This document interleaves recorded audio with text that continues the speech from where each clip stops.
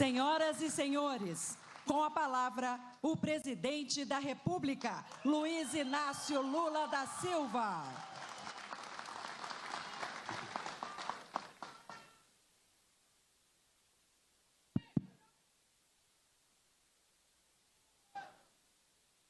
Eu quero,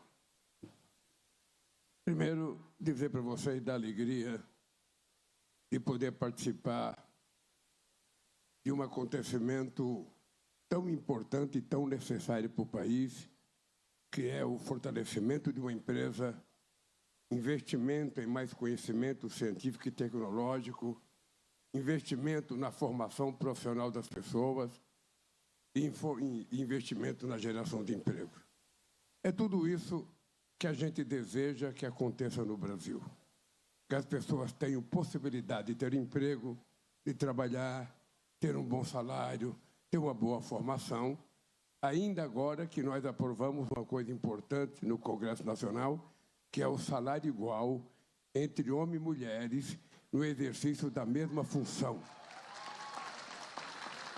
Bem, eu queria cumprimentar o companheiro Alckmin, cumprimentar toda a minha delegação, ministros que vieram comigo de São Paulo, e cumprimentando o companheiro Lars Fregar Jorgensen, como é que eu estou falando bem o nome dele, cumprimentar todos os convidados que estão aqui, em nome do Benhur, convidar todos aqueles que trabalham para o crescimento dessa empresa e para que essa empresa continue sendo uma empresa líder na produção de remédios tão importantes. Eu trouxe um pequeno discurso por escrito, porque quando a gente fala de improviso, muitas vezes a gente fala de tanto assunto que o principal não é aquele que a gente veio para cá para fazer.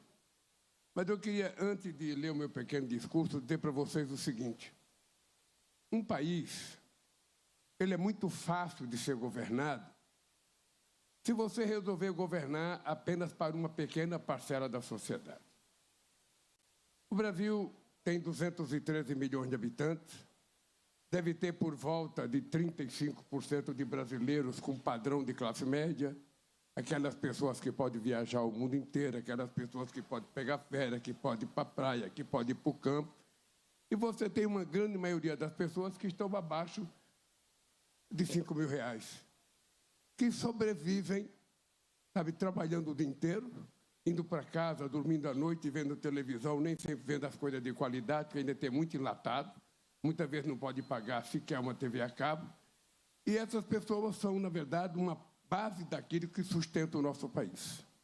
Então, se você quiser governar para todo mundo, você começa a ter problema com aqueles que ganham mais.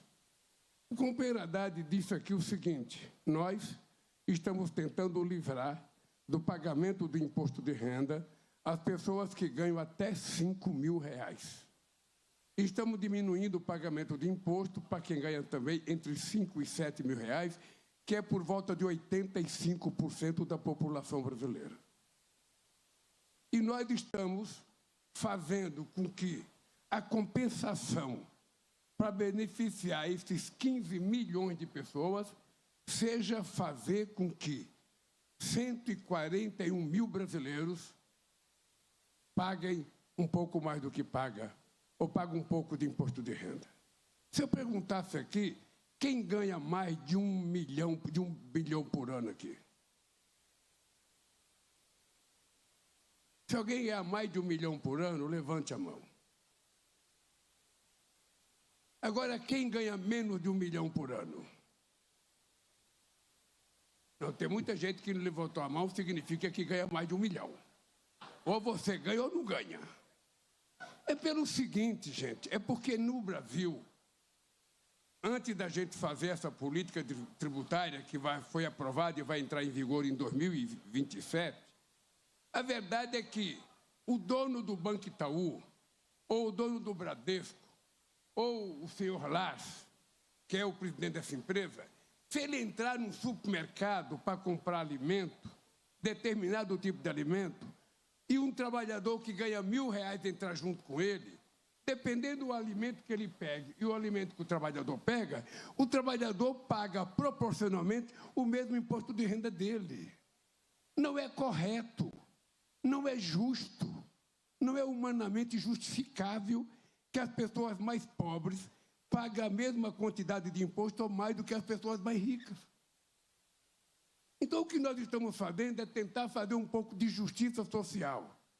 Porque se a gente quiser governar para 213 milhões de pessoas, você não pode se conformar com aqueles que não tiveram oportunidade. O discurso do Benhur, para mim, já me fez ganhar o dia de hoje, Benhur. O discurso do Benhur me fez ganhar o dia. Porque é tudo que um governo pode fazer. O governo não ensina, o governo não obriga, o governo não faz, o governo apenas cria oportunidade. Só para você saber, Benhur, só para você saber, eu tinha uma angústia mas muito grande, de fazer com que o povo mais humilde pudesse ter um curso universitário. O Haddad era meu ministro da Educação. Ele se lembra quantas vezes nós discutimos para ver como é que a gente faz com que as pessoas mais pobres da periferia possam fazer um curso universitário. Aí eu cheguei a pensar em utilizar o fundo de garantia, cheguei a pensar em criar um fundo próprio. Quando é um belo dia, o Haddad me aparece com a ideia do ProUni. Ou seja, que foi uma revolução. Ele disse que foi discutindo com a mulher dele, que ele aprendeu a fazer aquele plano. Então, o que a gente fez? A gente jogou nas costas das universidades que tinham uma dívida com a União, para ela pagar a dívida dando bolsa de estudo. Simples assim. E com isso, nós fizemos a maior revolução educacional desse país, colocando a maior quantidade de jovens periféricos dentro da universidade. Até antes do ProUni, o Alckmin sabe disso, o Haddad sabe disso porque é professor na USP, a USP só tinha aluno branco. O negro na USP era muito complicado, era muito difícil. A gente encontrava o professor Newton Campos, que era um grande professor de geografia, mas era difícil ter um estudante. Hoje, quem for na USP vai perceber, mais da metade dos alunos se declaram negro. Porque nós criamos essa oportunidade. Bem, o FIES também não fomos nós que criamos. O FIES já existia. Qual era o problema do FIES? É que quando o jovem estudante ia na Caixa Econômica pedir um empréstimo para estudar, ele precisava da garantia. Quem é que dá garantia para o estudante? Nem o pai. O pai fala, eu vou colocar dinheiro na mão desse moleque aí, ele termina não pagando, eu ter que pagar.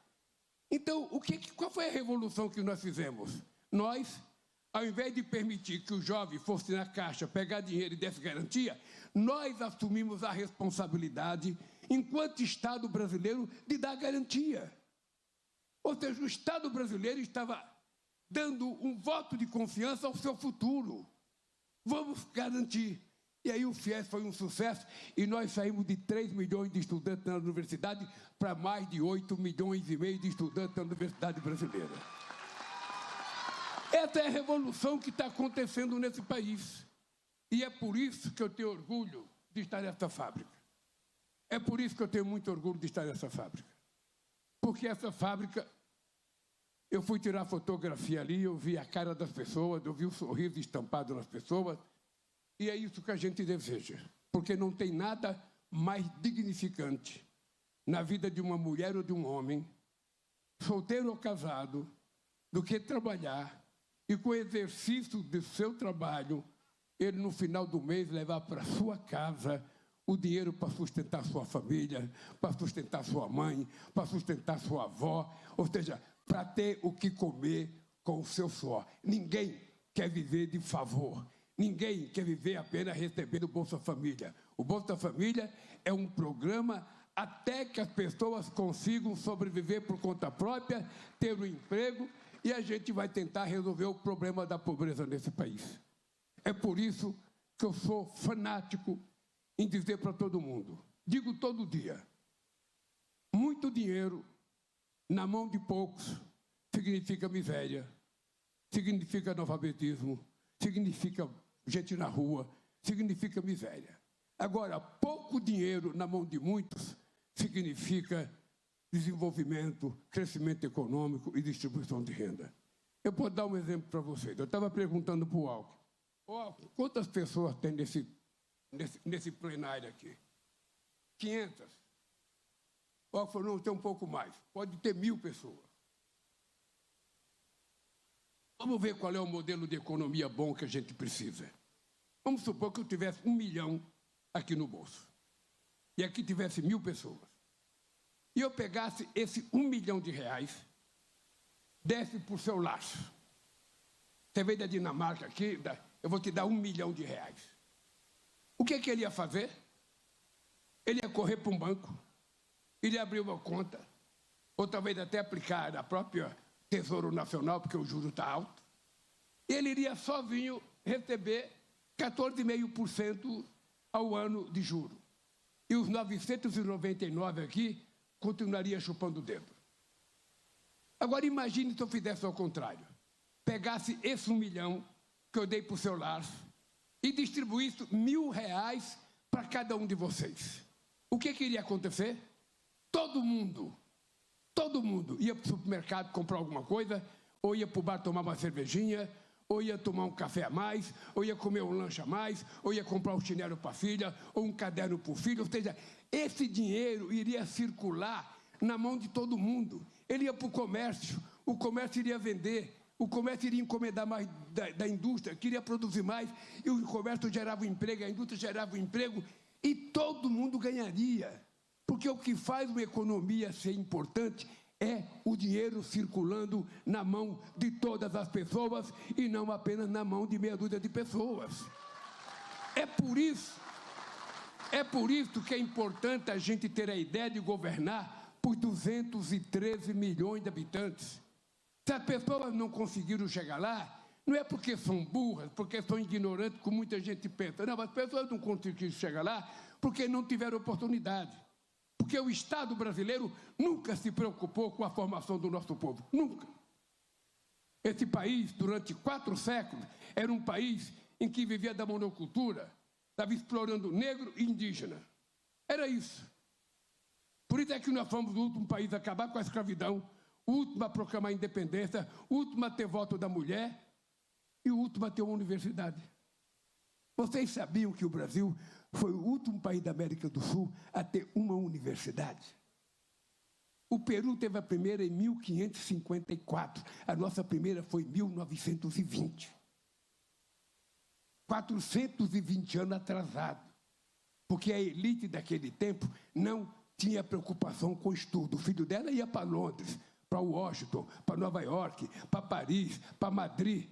E o filho do trabalhador, o negro, o indígena, era corta-cana. Esse era o país que nós vivemos, sabe, até o começo do século passado. Então, nós estamos fazendo uma revolução.